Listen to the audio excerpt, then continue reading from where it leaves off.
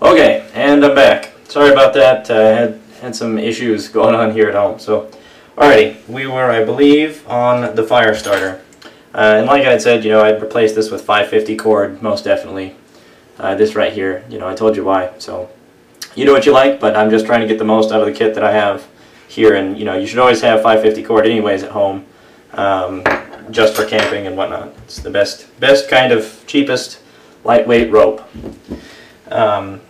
Waterproof matches. Now, I haven't tested these. I'm kind of really curious to test these. I've been going on a bender and trying to find the best fire materials, all-purpose fire materials, starting materials for camping and for emergency, or just a variety of different situations. But you can see they're very, very thick.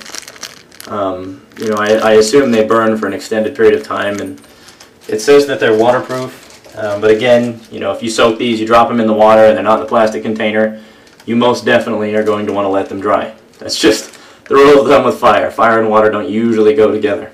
So, and yeah, I have this dollar bill here so that you can kind of get an exact idea on the length of every item, because my hands can be different sizes from yours and other people's. You can't tell, but you can tell how big a dollar bill is. So hopefully if you're watching this video and buying things, you have at least $1. So, the snare wire. Now the snare wire, where'd it go? I've lost it.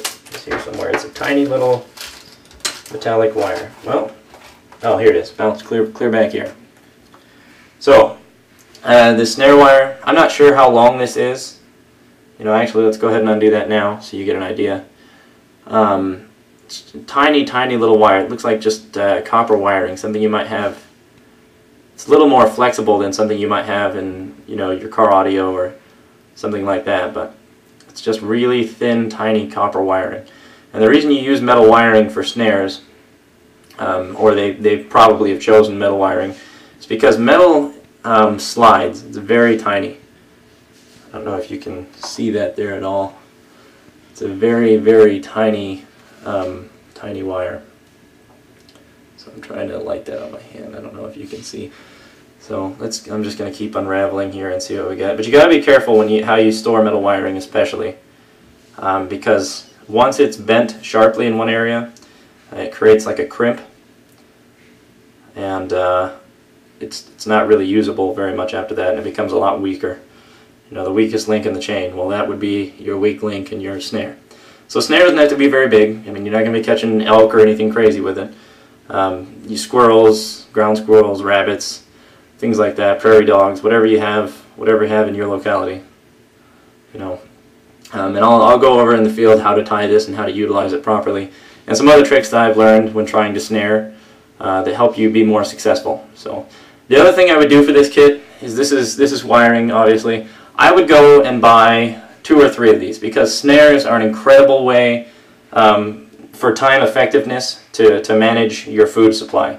You can set out 20 of these in one morning and spend the rest of the day doing whatever else you need to, improving your shelter, finding someplace else to live, whatever the case. And I try and talk about long-term and emergency and just regular camping. I try and go for those three types of things when I'm talking and discussing the different equipment I use.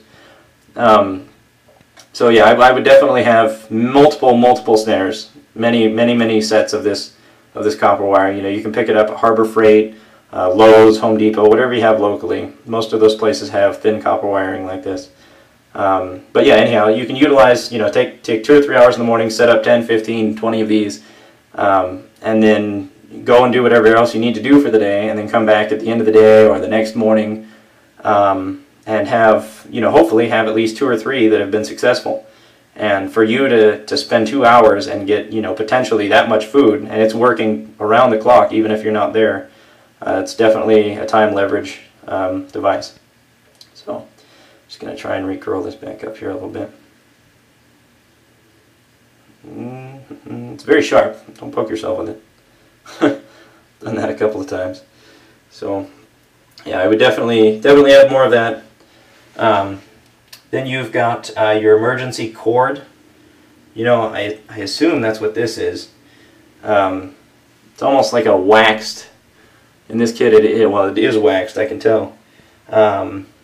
I guess you could probably use it for a fire tender Maybe that's part of the goal there. You know, I'm not going to unroll all of this, but oh, and with this cord, there's probably about I don't know. This is probably about maybe 2 feet. See my dollar there? It was probably about that long. So if I start about here at the dollar, it's probably about 2 feet, maybe 2.5 feet of snare. So I don't know if that helps you see it or not. The type of cord that it is. It is very waxy. See it sticking to my hand. So that's good if you were to use it for birding longer term. You know, and if you replace that with your 550 cord, you're going to have some of that there handy with you. And you know, always go into the 550 cord bracelet. I mean, it's just something you can put on going camping. Why not have it? You know, it doesn't take up any extra space, and you'll always be ready. I'm a big fan of the phrase, "I'd rather have and not need it than need it and not have it."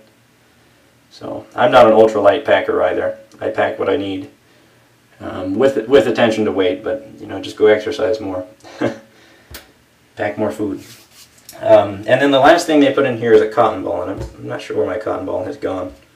Oh, sorry, this is the cord. This is the cord. This is a part of the, what is this? The, wow, what is this? Why is this not in here? Well, to be perfectly honest with you, I think they've replaced, the only thing I could see that this goes to is maybe the cotton ball, the fire tinder, because this is waxed, and that would explain why this is waxed. So that's why we explore these things. So maybe they've changed that. I don't see a cotton ball anywhere. So maybe that's what they've done. And I would actually much prefer this to one cotton ball. So anyhow, so here's your cord.